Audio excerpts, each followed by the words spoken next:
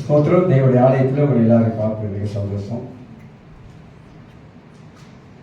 சரி, நாம் ஆசீர்வாதம் சங்கீதம் 1ஆம் சங்கீதம் 2ஆம் வசனத்தை வாசிக்கிறோம். பாக்கியவான் என்ற வார்த்தைக்கு 5 அர்த்த சொல்லு அப்படின்னு சொன்னேன். பாக்கியவான் என்ற சொல்லுக்கு வெவ்வேறு பதத்தில் அது முதல் வார்த்தையை நான் கொஞ்சம் பேசினேன். கொஞ்சம் பேசி கொஞ்சம் அப்படியே ஸ்டாப் பண்ணிட்டேன். அதாவது ஆசீர்வாதம் வாழ்வதை குறித்து நான் இதெல்லாம் ரொம்ப அதிகமாக யோசிக்கிறேன்.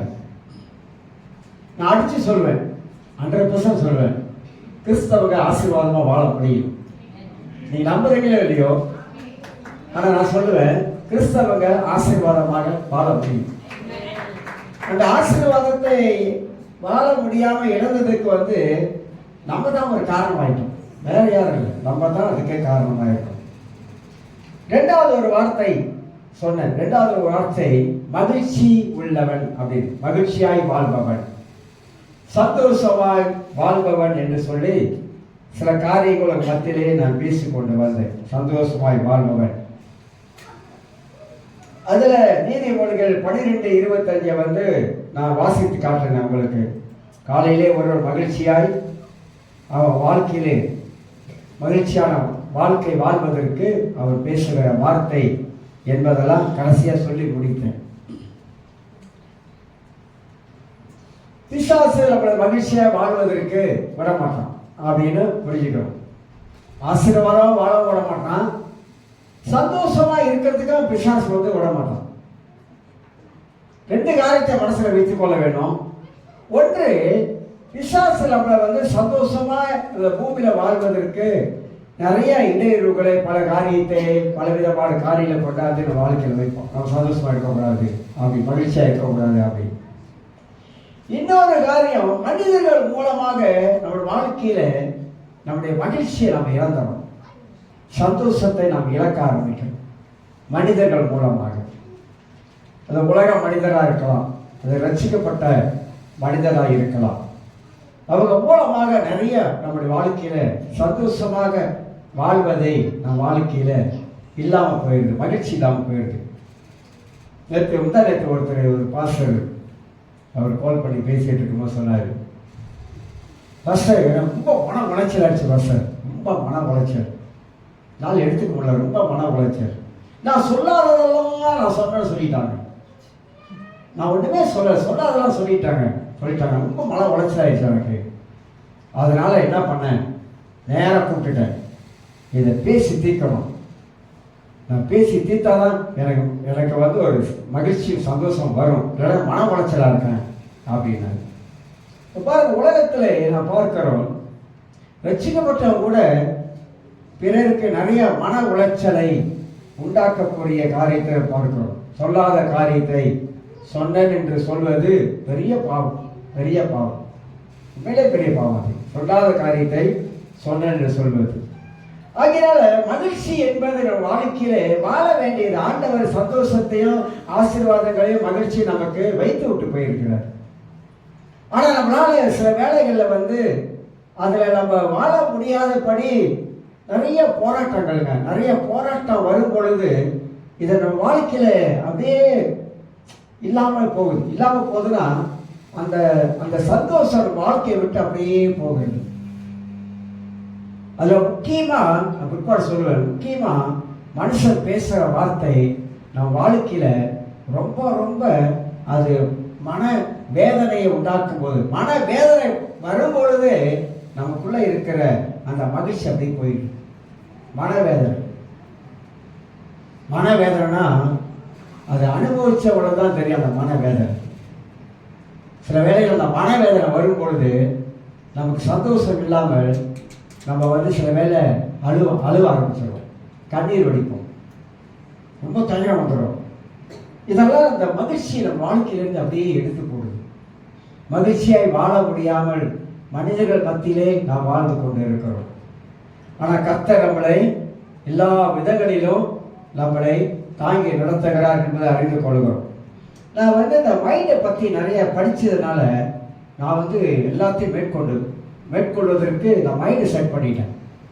இந்த மைண்டு நிறைய படிக்கிறேன், படிச்சுக்கிட்டு இருக்கிறேன்.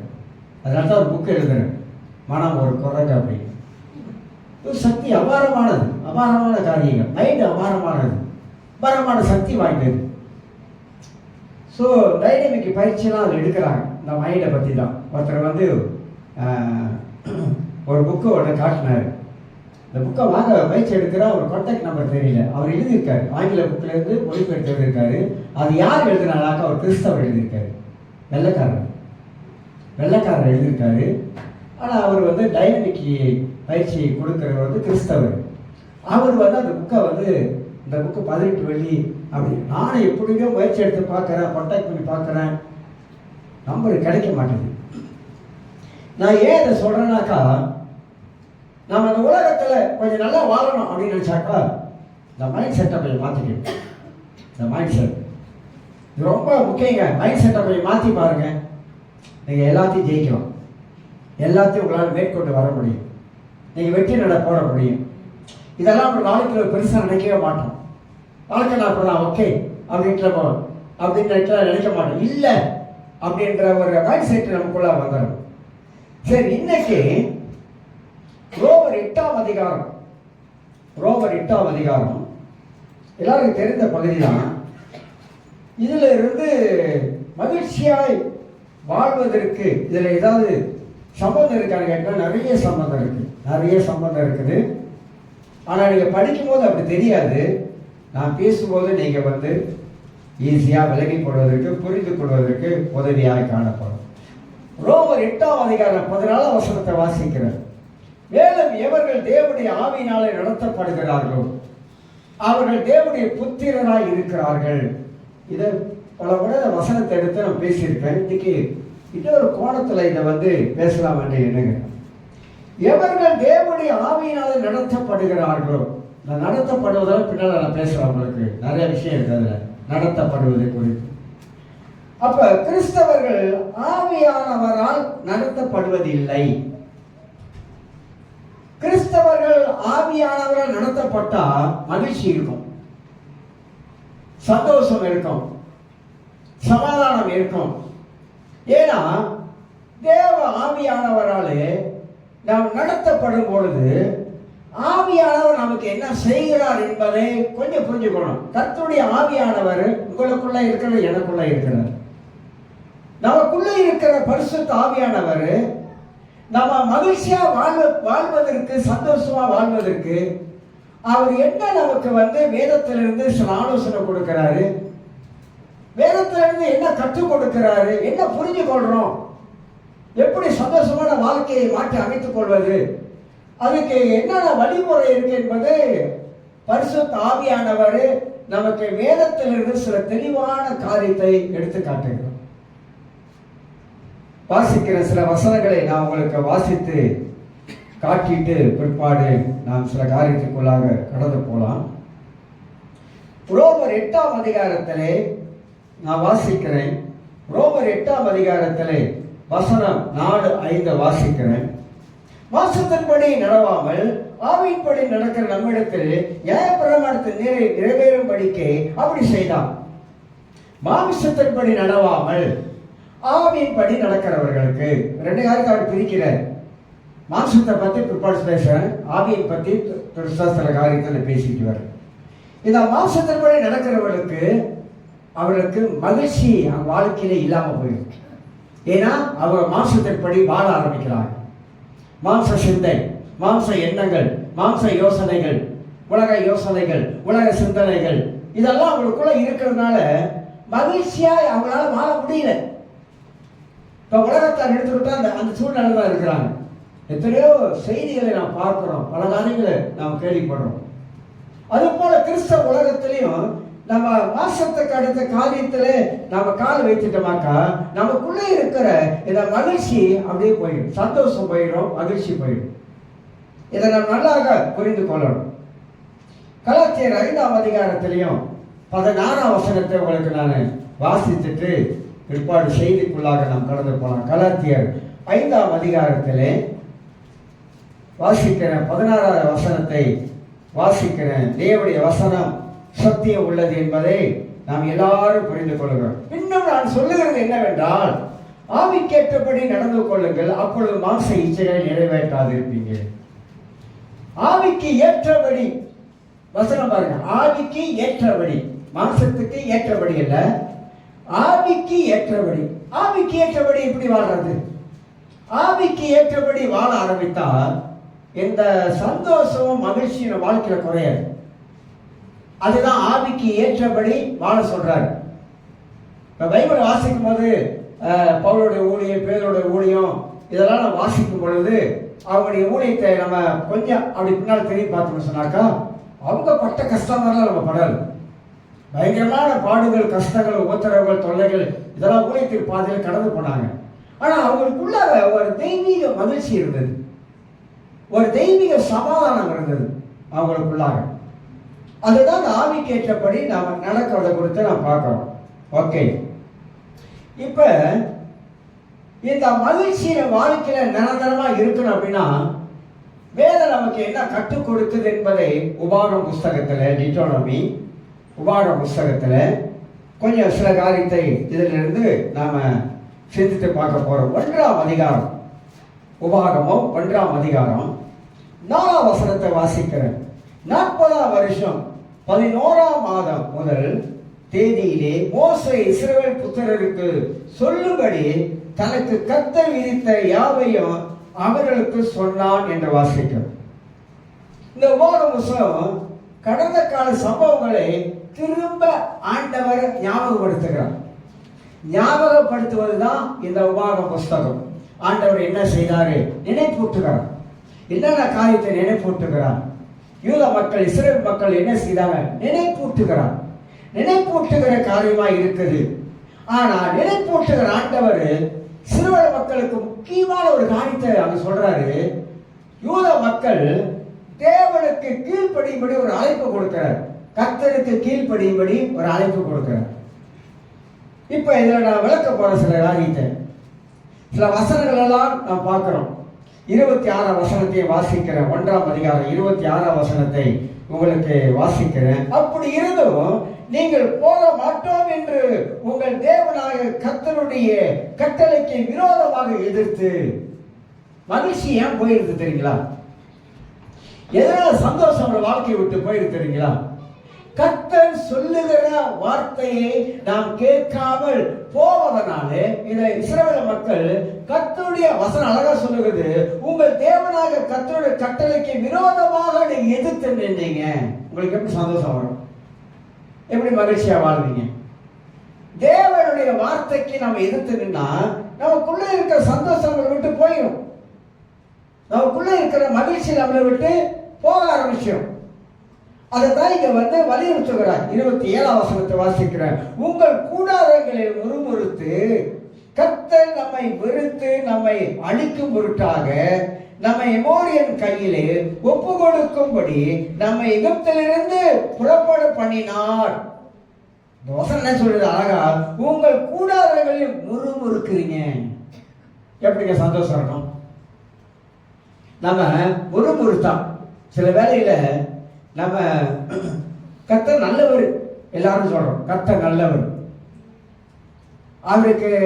அவர் நல்லவர் என்பதற்கு மறுபக்கம் ஒன்றும் இல்லை. இப்போ மனுஷனுக்கு 2 பக்கம் வாழ்க்கை இருக்கு, ஒரு நாணயத்துக்கு 2 பக்கம் இருக்கு, எல்லாருக்கும் 2 பக்கம் இருக்கு. ஆனா ஆண்டவருக்கு ஒரு பக்கம் தான். அவர் அன்புனா அன்புதான், அதுக்கு மறுபக்கம் கிடையாது. அவர் நமக்கு மகிழ்ச்சியை தராரா ஒரு பக்கம் தான், மறுபக்கம் இல்லை. அந்த மாதிரி அப்ப இங்க வேதம் சொல்லுகிறது, உங்கள் கூடாரங்களில் முறுமுறுத்து. இந்த முறுமுறுப்பு இருந்தாலே மகிழ்ச்சி இருக்காதுங்க, சந்தோஷம் இருக்காதுங்க. ஏன் நம்முடைய வாழ்க்கையில முறுமுறுப்பு வருவதற்கு என்ன காரணம்? கொஞ்சம் கண்டுபிடிக்கணும். ஏன் நம்ம முறுமுறுக்கிறோம்? கடவுள் காரியத்துல முறுமுறுக்கிறோமா, அது வேற ஏதாவது ஒரு காரியத்துல முறுமுறுக்கிறோமா? இந்த முறுமுறுப்பு இஸ்ரவேல் மக்கள் வாழ்க்கையில முறுமுறுப்பு வந்ததனால அங்க வசனம் என்ன சொல்லுகிறது? கர்த்தர் நம்மை வெறுத்து. ஆண்டவர் அவனை வெறுத்தனால் ஒதுக்கி தள்ளல. அவரு ஆண்டவர் தமிழ்ல சில மொழிபெயர்ப்புலாம் வேற மாதிரியா வந்திருக்கும். அவர் என்ன சொல்ல வர்றாருன்னா, இவ்வளவு ஆண்டவர் நன்மை செய்த இஸ்ரவேல் மக்கள் ஆனா தேவன் சொல்வதை மட்டும் அவங்க கேட்க மாட்டாங்க. அதுதான் என்னன்னு புரியல.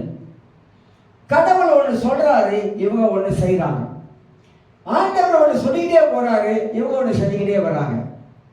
தேவர் ஒரு ஆலோசனை கொடுக்கிறாரு. எல்லாம் ஒரு தலைவன் மூலமா, மோசே மூலமா ஆண்டவர் மக்களை நடத்தி வர்றாரு. அற்புதமா நடத்துறாரு. அவர் தான் ராஜா. பழைய ஏற்பாட்டுல தேவன் தான் ராஜாவா இருந்தார். ஆனா மக்களுடைய எண்ணங்கள் மாறுபட்ட எண்ணங்கள், மக்களுடைய வாழ்க்கைகள் மாறுபட்ட வாழ்க்கையா இருந்தது. அதனால தான் என்ன பண்ணாரு, கொண்டு போய் அசீரிய கையில ஒப்பு கொடுக்கிறார். நீங்க அப்படியாவது நான் தான் கடவுள் என்பதை எனக்கு கீழ்ப்படிந்து என் வார்த்தைக்கு செவி கொடுத்து அப்படியாவது திரும்பி வாங்கன்னு சொல்லிதான் சில வேலைகளில் சில கையில ஒப்பு கொடுக்கிறார். இதை நான் எப்படி சொல்ல விரும்புறேன் அப்படின்னாக்கா, தேவன் சொல்லி கர்த்தர் பேசி, மலையாள சொல்றாங்க சத்து கழிச்சக்கம் டிங்கர், சத்து கழிச்சக்கம் டிங்கர். ஒரு முறை கர்த்தர் பேசும்போது கர்த்தர் விளம்புகிறார், கர்த்தர் பேசுகிறார், உங்களோட பேசுகிறார், என்னோட பேசுகிறார். நான் என் வாழ்க்கையில எவ்வளவு மாட்டிக்கிட்டேன், மாற்றி அமைச்சுக்கிட்டேன், என் சிந்தையை மாற்றி அமைச்சுக்கிட்டேன்.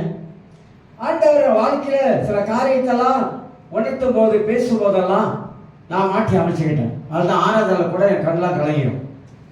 ஏன்னா நான் பாட்டை உணர்ந்து படிக்கிறேன். அவர் யாரா இருக்கிறார் என்பதை உணர்ந்து படிக்கிறேன். அவர் இப்படி ஒரு தாயை போல, இப்படி ஒரு தகப்பன் போல, நம்ம கடந்து போன பாதைகளில அவர் இப்படி கூட இருந்தாரு. ரொம்ப பேர் இல்லை நினைக்கிறாங்க. இல்ல இல்ல, கூட ஆண்டவர் இப்படி கூட இருக்கிறாரு. மனிதனுக்கு பல துயரங்கள் வருங்க. உலகத்தில் வாழும் பொழுது பல துயரங்கள், பல துன்பங்கள், பல சோதனைகள், பல பிரச்சனைகள், பல கஷ்டங்கள், இதெல்லாம் மனித வாழ்க்கையில வந்து கொண்டே இருக்கும். நம்முடைய மகிழ்ச்சி எல்லாம் நம்மளை விட்டு போகக்கூடிய அளவுக்கு சில சம்பவங்கள்லாம் நம்ம வாழ்க்கையில நடக்கும்.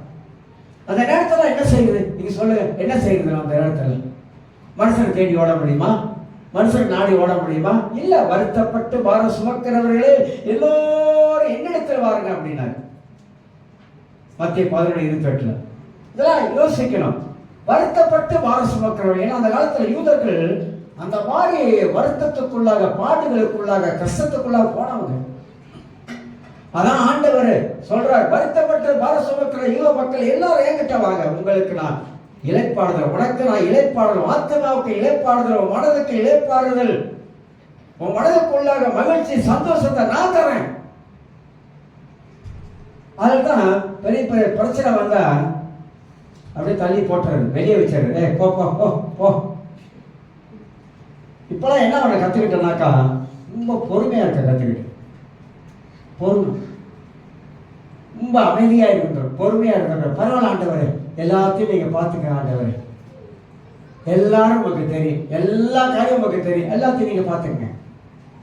அந்த மாதிரி நான் ஏன் சொல்ல வரேன்னா, அந்த மாதிரி நம்முடைய மைண்டை செட் பண்ணிட்டு, நம்ம இருதயத்தை பக்குவப்படுத்திட்டு, நம்ம அப்படியே ரொம்ப சில வேலை ரொம்ப கஷ்டமா தான் இருக்கும், முடியாத சூழ்நிலை இருக்கும். அதுக்கு இன்னொரு வழி சொல்றேன்.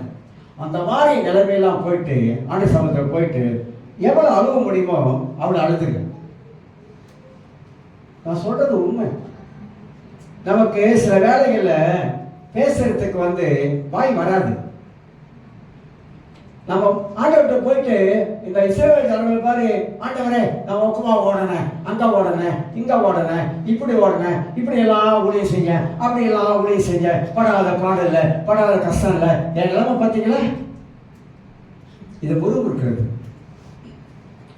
ஆண்டவர்கிட்ட கம்ப்ளைண்ட் பண்றோம். பலாம் பண்ண, நான் எப்படி இருக்கேன், ஏன் இப்படி ஆயிட்டேன், ஏன் இப்படி பண்ணிட்டீங்க, ஏன் இப்படி ஆக்க விட்டுட்டீங்கன்னு. நன்றி ஆண்டவரே, நன்றி. அதான் நான் வசனத்தை வாசிக்கிறேன். ராவி சொல்றான், உபத்திரப்பட்டது நல்லது, நல்லது, அது நல்லது.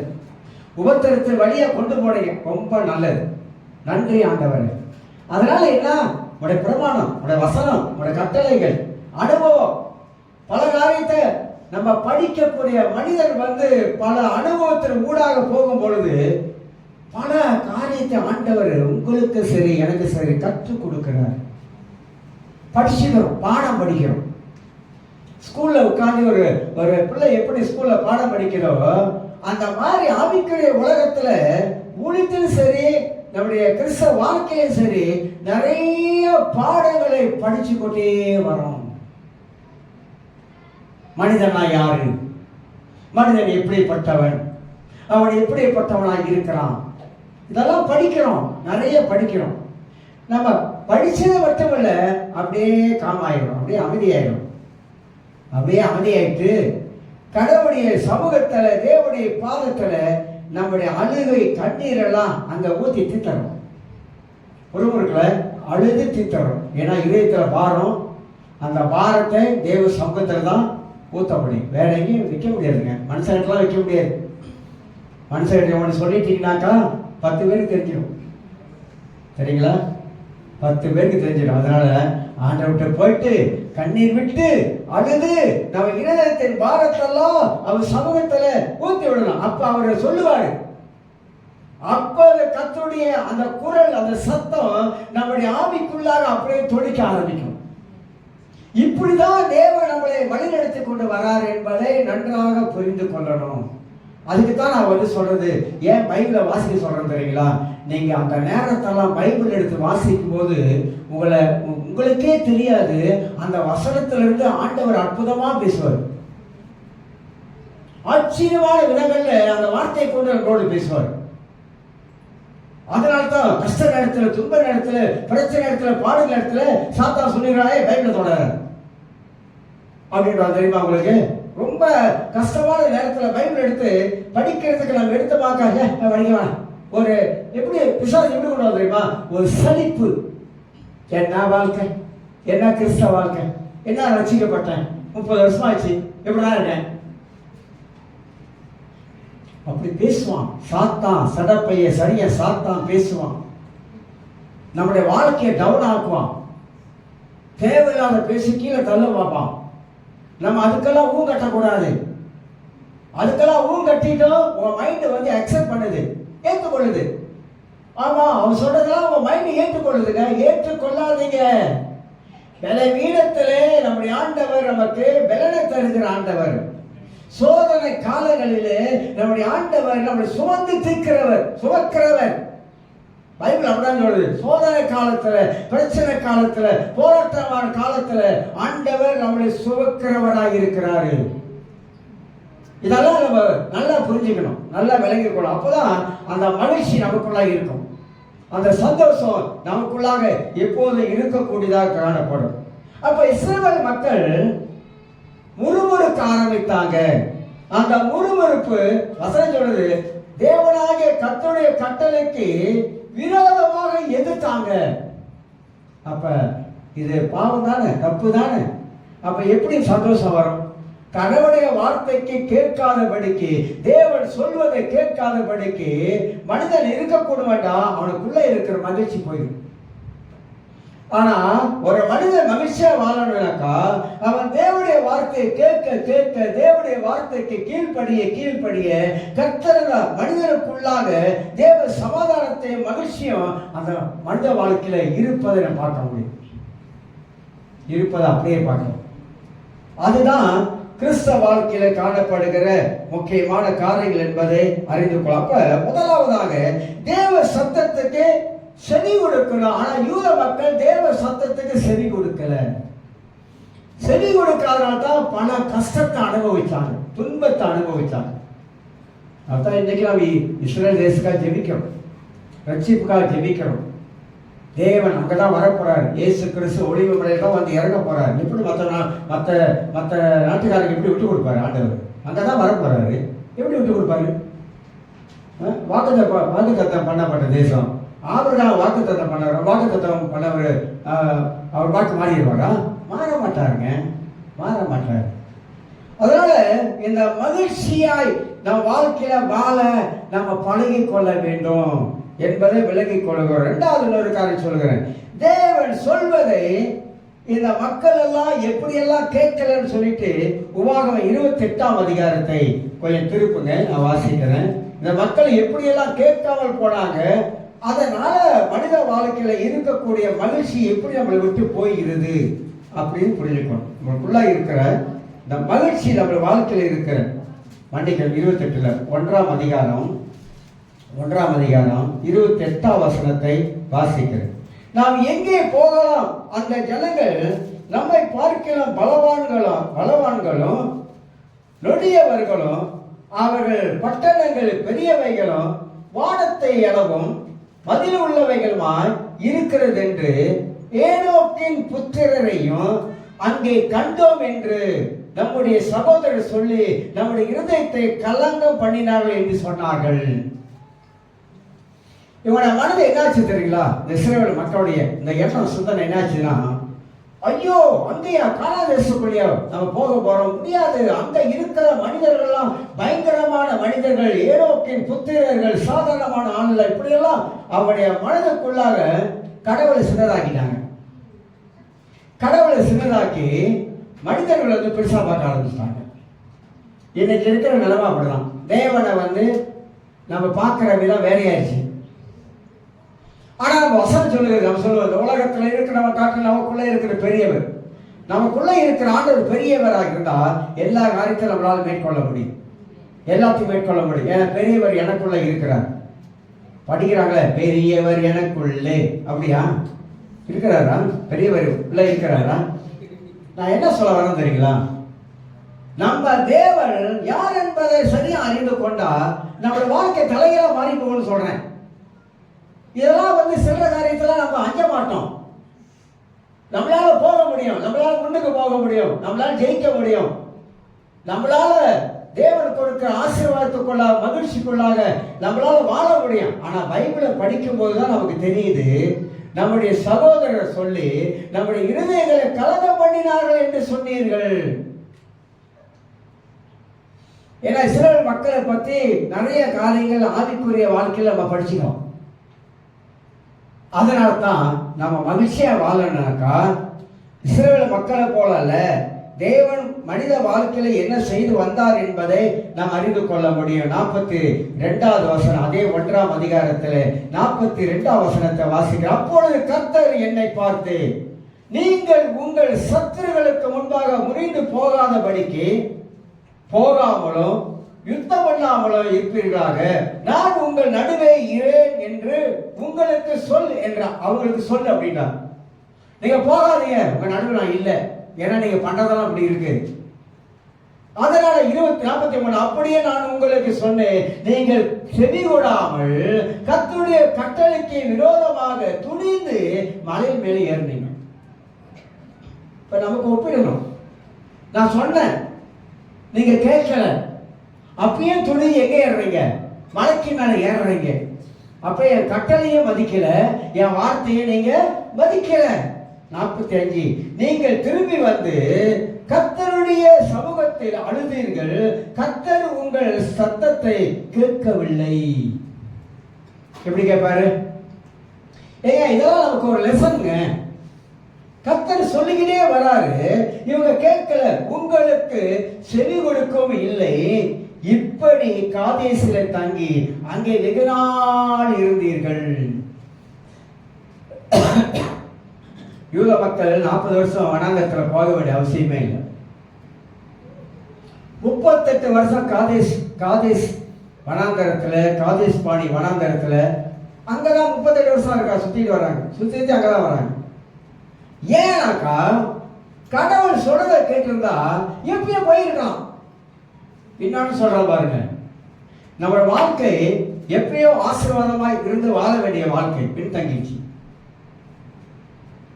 நமக்கு யோசித்து பார்ப்போம், நான் அப்படி இருந்திருக்கலாம், ஆனா ஏன் நான் அப்படி ஆகிட்டேன்? கொஞ்சம் சிரித்து பாருங்க. அப்படி இருந்திருக்கலாம், அப்படி வாழ்ந்து இருக்கலாம், அப்படி என் வாழ்க்கையை அமைச்சு இருக்கலாம். ஆனா இன்னைக்கு அதெல்லாம் அப்படி பின்னால போனதுக்கு என்ன காரணம்? நானே ஒரு காரணமாயிருக்கேன்.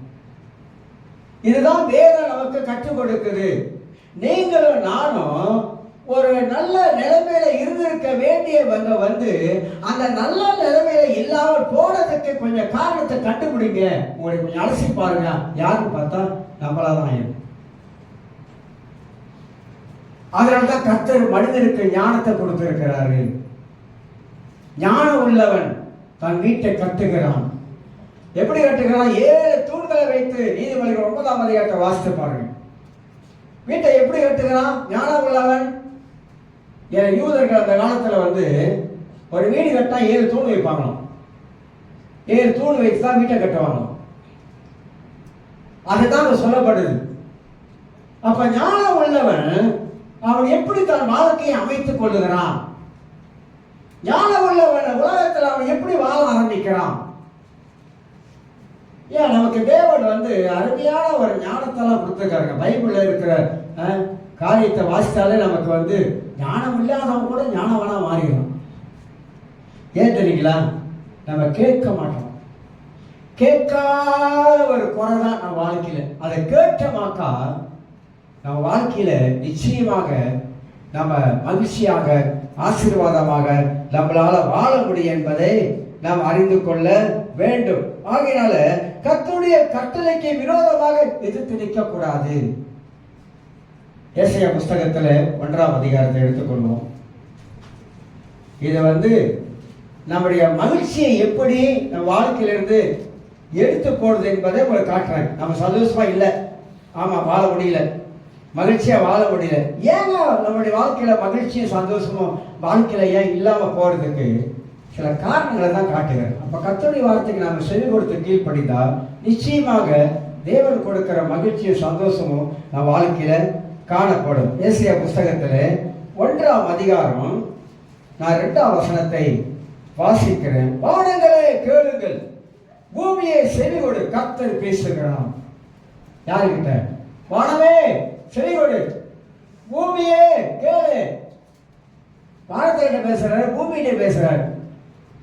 ஏன் பேசுறாரு அப்படின்னா, கர்த்தர் பேசுகிறார், நான் பிள்ளைகளை வளர்த்து ஆதரித்தேன் அப்படி சொல்றாரு. யார? சிறுவர் மக்கள் சொல்ற பிள்ளைகளை வளர்த்தேன், நான் வளர்த்தேன், அவளை வளர்த்து நான் ஆதரித்தேன், நான் பராமரித்தேன், நான் பாதுகாத்தேன் அப்படி சொல்லிட்டு அதிலே சொல்றாரு, அவர்களோ எனக்கு விரோதமாக கலங்கம் பண்ணினார்கள். அந்த வார்த்தை பாருங்க. இப்படிலாம் உங்க பிள்ளை நீங்க வளர்க்குறீங்க, எவ்வளவோ பாசத்தை காட்டி வளர்க்குறீங்க, எவ்வளோ பிள்ளைக்கு ஆதரவு கொடுக்குறீங்க, எவ்வளோ பக்கபலமா இருக்கீங்க, எவ்வளோ துணையா நிற்கிறீங்க. இதெல்லாம் உங்க வாழ்க்கையில ஒரு பெரிய கனவு, மனக்கனவா இருக்குது.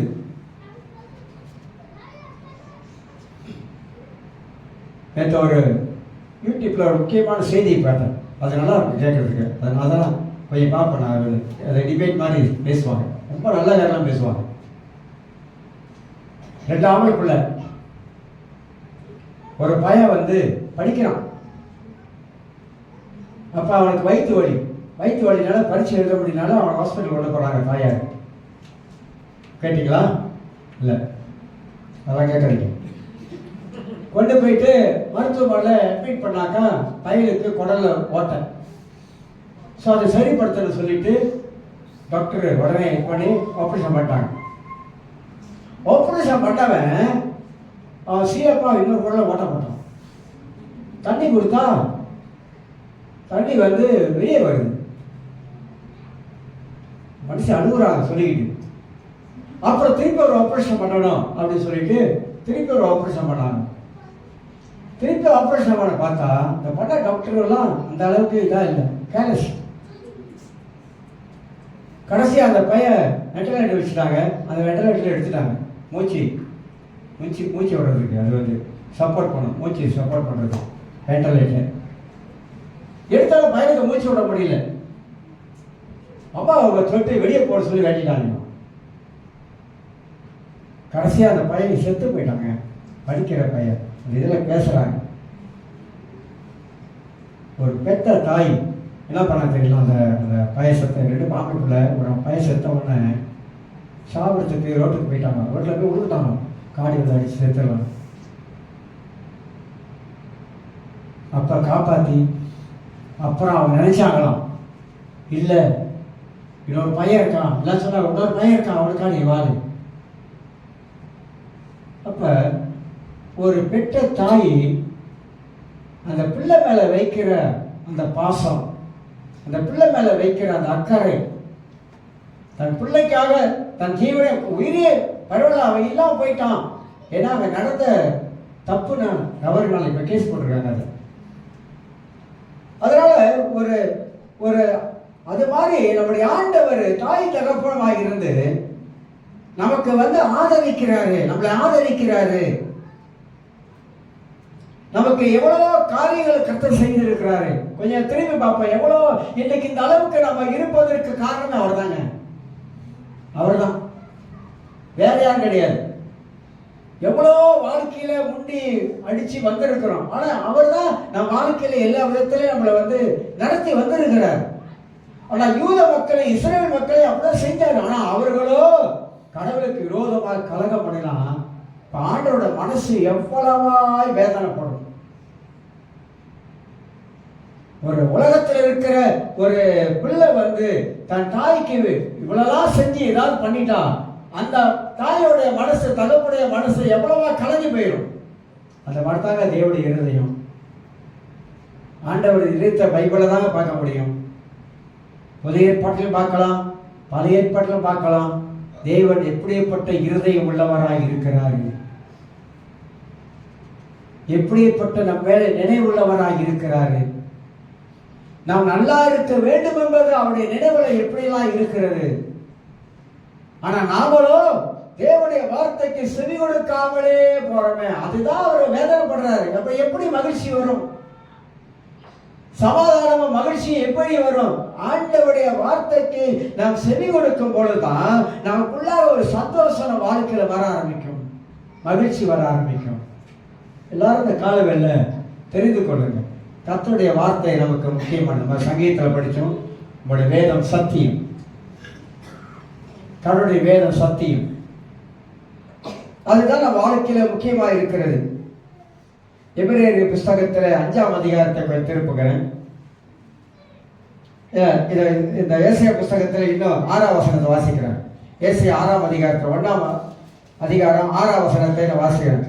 உங்களால் உண்டாகி உச்சந்தலை மட்டும் அதிலே சுகமே இல்லை, உள்ளங்கால் தொடங்கி உச்சந்தலை மட்டும் அதிலே சுகம் இல்லை.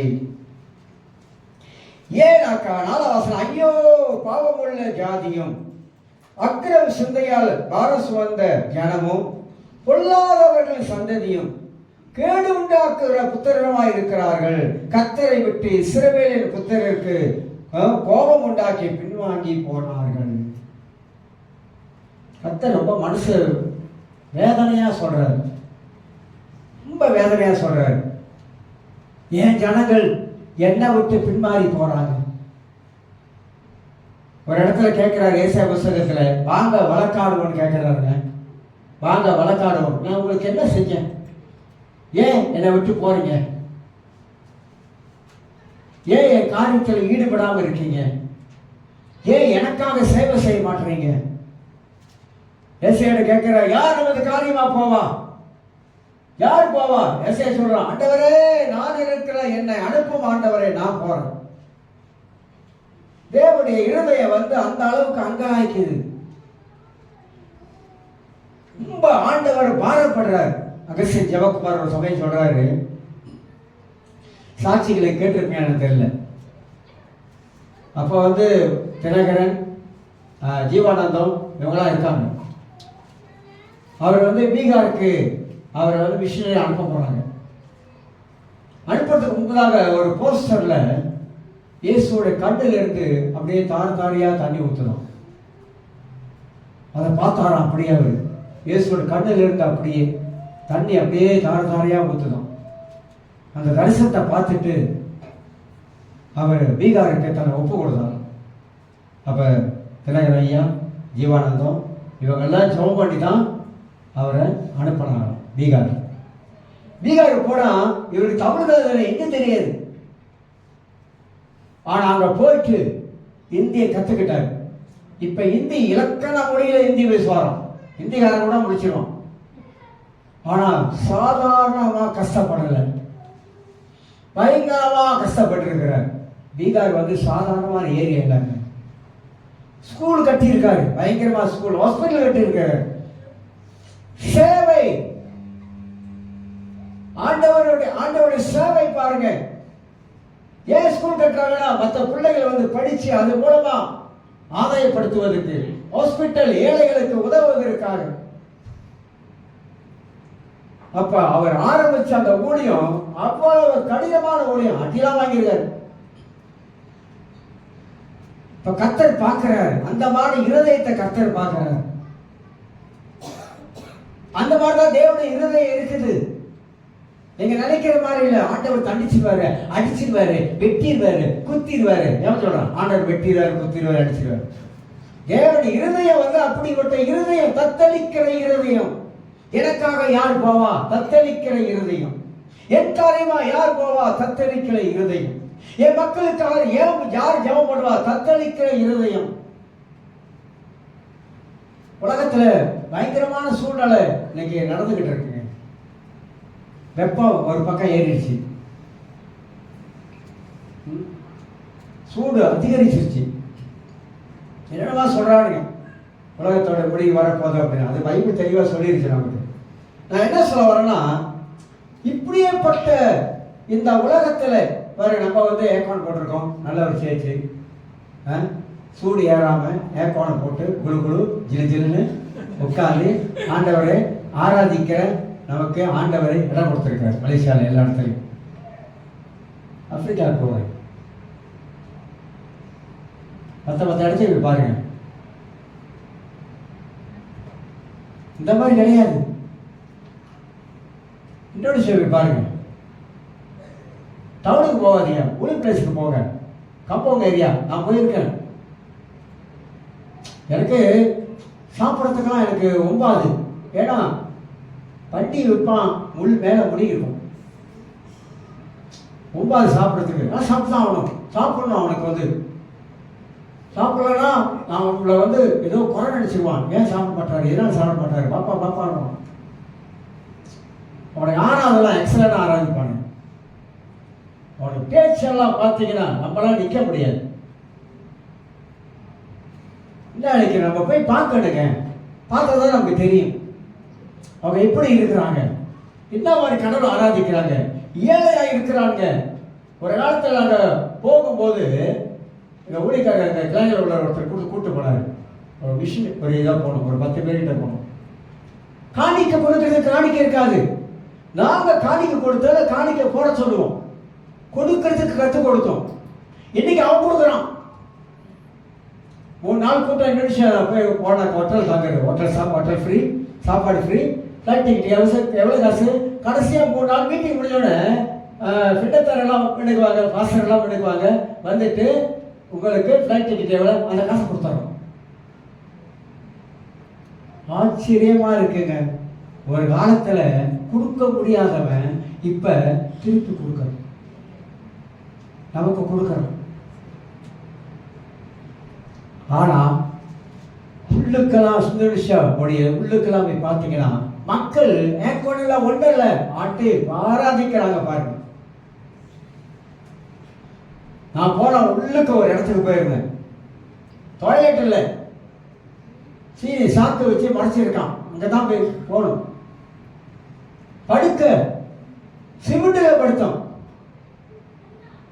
சிமெண்டில் தலைமை வச்சு சிமெண்டில் படுத்தோம். அந்த மாதிரி சூழ்நிலை பயங்கரமான உள்ள பிளேஸ் அது வந்து.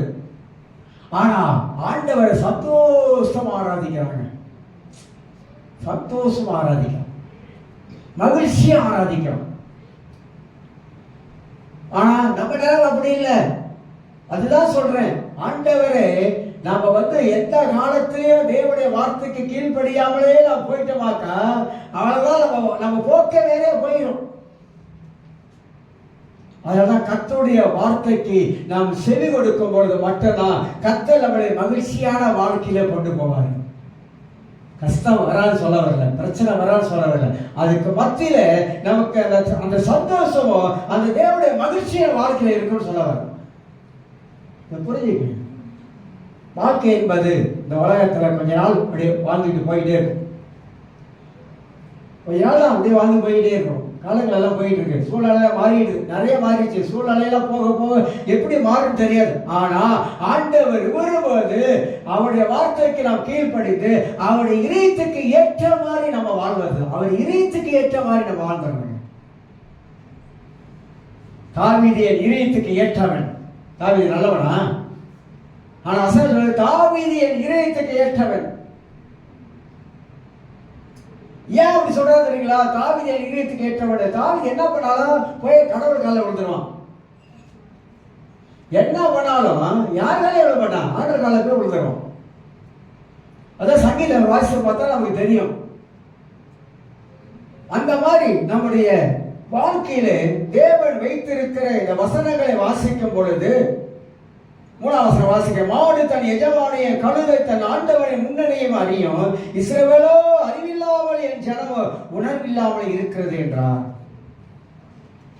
என்ன சொல்றாரு தெரியுங்களா? மாடு தன் எஜமானையும் அப்படின்னா என்ன என்ன சொல்லப்படுதுன்னா, மாட்டுக்கு தன் எஜமான் ஹாய் அப்படின்னா அது தெரியும், ஹவுனா அப்படி தெரியும். படுக்கிறதுக்கு ஒரு சத்தம் இருக்கு, சொன்னாக்கா அப்படி உட்காந்துக்கும். வண்டி மாட்டு போட்டதுக்கு ஒரு இது இருக்கு, அது சொன்னாலும் அதை போயிடும். மாடு தன் எஜமானை அறிந்திருக்குது, தன் எஜமான குரலை அறிந்திருக்குது, தன் எஜமானுக்கு கீழ்ப்படியுது, தன் எஜமான சொல்வதை கேட்குது. ஆனா என் ஜனங்களோ அப்படின்றார் ஆண்டவர், என் ஜனங்களோ அறிவில்லாமல், அப்படின்னா என்ன அறிகிற அறிவில்லாமல், வேதத்தை அறிகிற அறிவில்லாமல், அப்படிலாம் பைபிள் சொல்லுது பாருங்க. அவர் சொல்றாரு என் ஜனங்கள் உணர்வில்லாமலோ, இதுதான் ரொம்ப முக்கியமான வார்த்தை, உணர்வில்லாமலோ இருக்கிறார்கள். உணர்வு உணர்வு தேவனை நாம எல்லா ரீதியிலும் உணர்வோடு ஆராதிக்கணும். தேவனை எப்போது உணர்வுள்ளவனாகவே நாம் வாழ்க்கையில நடந்து கொள்ளணும். அந்த உணர்வு ஃபீலிங்ஸ் ரொம்ப முக்கியம். அப்ப யோசித்து பாருங்க, மகிழ்ச்சியா இல்லாம போயிருக்கு. எதனால மகிழ்ச்சியா நம்மளால வாழ முடியாம போறதுக்கு என்ன காரணம்? இதாங்க காரணம், வேற ஒன்றும் இல்லைங்க, இதுதான் காரணம். இதை ஒன்று பாட்டுக்கிறேன், வருகிற வாரங்களை தொடரலாம். அதனால நான் உங்களுக்கு என்ன சொல்றேன் அப்படின்னா, மகிழ்ச்சியா வாழ்ந்துருங்க, மகிழ்ச்சியா சமாதானமா வாழ்ந்துருங்க, மகிழ்ச்சி இறக்காதீங்க. வாய் விட்டு சிரிச்சா போய் உண்மை, அதெல்லாம் உண்மைங்க, உண்மை. எவ்வளவுக்கு எவ்வளவு சிரிக்கிறோமோ இந்த கன்னத்துக்கு மசாஜம். உண்மையா நீங்க பார்த்துருக்கீங்க, படிச்சீங்களா? இடத்துல நான் படிச்சிருக்கேன். எவ்வளவுக்கு எவ்வளவு சிரிக்கிறோமோ இந்த முகம் அந்த அளவுக்கு மசாஜ் பண்ணணும், மசாஜா இருக்கணும். எவ்வளவுக்கு எவ்வளவு சிரிக்கிறோமோ அந்த அளவுக்கு நம்ம சரீரம் ஆரோக்கியமா இருக்கும். நான் சொல்றதெல்லாம் உண்மை. நீங்க சிரிச்சு பாருங்க, தனியா சிரிச்சிடாதீங்க, வேற மாதிரி சொல்லிடுவாங்க. கலகலன்னு இருங்க, வீட்டுல சந்தோஷமா இருங்க, மகிழ்ச்சியா இருங்க. இதெல்லாம் கெடுக்கிறது சத்துருவாக சாத்தான் எடுப்பான். சில வேளையில சிலருடைய வார்த்தை நம்ம வாழ்க்கையில இந்த மகிழ்ச்சியை அப்படியே ட்ராப் பண்ணிடும். அதெல்லாம் தூக்கி எறிஞ்சிருங்க, எல்லாம் தூக்கி எறிங்க. வாழ்வதற்காகவே இயேசு நமக்கு இந்த உலகத்துல வாழ்க்கை கொடுத்தது வாழ்வதற்காகவே. மனிதன் வார்த்தையை கேட்காதீங்க, தேவனுடைய வார்த்தையை மட்டும் கேளுங்க. தேவனுடைய வார்த்தைக்கு மட்டும் நீங்க கீழ்ப்படிக்க ஆரம்பிங்க. தேவனுடைய வார்த்தையை மட்டும் யோசிக்க ஆரம்பிங்க. தேவனுடைய வார்த்தையை மட்டும் சிந்திக்க ஆரம்பிங்க. வேற எந்த கவலையும் வேண்டாம், சந்தோஷமா இருங்க, மகிழ்ச்சியா சாப்பிடுங்க. போன பக்கத்துல வச்சுட்டு சாப்பிடாதீங்க. உண்மையா சொல்றேன், போன பார்த்துக்கிட்டே சாப்பிடாதீங்க. நான் போட வராதான் சொன்னேன். சாப்பிடும் போது உங்களுடைய எண்ணம் சிந்தனை எல்லாம் அந்த சாப்பாட்டுல கவனம் வைத்து சந்தோஷமாக, ஆண்டவரே இல்லாதவங்க எவ்வளவு பேர் இருக்காங்க, ஆண்டவர் ஏழைகள் இருக்காங்க, ஒரு வேளை சாப்பிட்டவங்க இருக்காங்க, ஆனா எனக்கு 3 வேளை ஆண்டவர் எனக்கு சாப்பாடு கொடுங்க, ரொம்ப நன்றி ஆண்டவர். சந்தோஷமா பீஸா சாப்பிட்றீங்க, கேஎஃப்சி சாப்பிட்றீங்க, அப்புறம் என்ன சாப்பிட சொல்லுங்க. இதெல்லாம் கர்த்தர் கொடுத்துறாங்க. ஆண்டவர் கொடுத்த ஒரு ஆசீர்வாதம், சாப்பாடு கர்த்தர் கொடுத்த ஆசீர்வாதம். மழை தேவன் கொடுத்த ஆசீர்வாதம், வெயில் தேவன் கொடுத்த ஆசீர்வாதம். ஆமா பஸ், ஆமா. வெயில் இல்லைனாக்கா ஒரு பயிர் முளைச்சா கூட பூமியில முளையாது.